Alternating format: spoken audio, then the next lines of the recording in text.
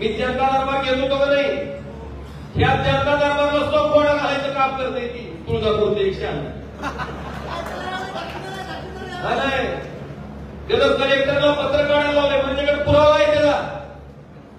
कमिशनरला phone केलाय की असा दरबार खासदाराला घेता येतो का? म्हणजे स्वतःची रेषा मोठी करायची नाही. मी म्हणलं तू 50 गेलं दरबार, माझी खूप अडचण आहे, पण मला माझ्या लोकांनी निवडून दिले, त्यांच्यासाठी मला काम करायचंय. मला त्याच्यात कुणाचा बाप अडवू शकत नाही. म्हणलं मला घ्यायचंय. की म्हणजे अधिकारी येणार नाही. ठीक म्हणलं अधिकारी नाही येणार. मी तहसीलदारकडे जाऊन बसतो. आपल्याला कमीपणा नाही. नाहीतरी आपण ग्रामपंचायतच्या शिपायाकडे मी काम पडलं तर शिपायाला सुद्धा साहेब म्हणून स्वतःहून की आपण मी बोलतो स्वतः. आम्हाला लाज वाटायचं काही कारण?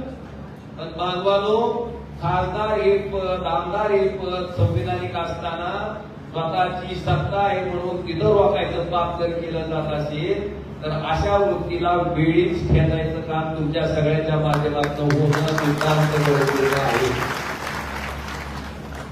सर्व प्रकारचे अपडेट मिळवण्यासाठी MD लाईव्ह मराठी चॅनलला सबस्क्राईब करा.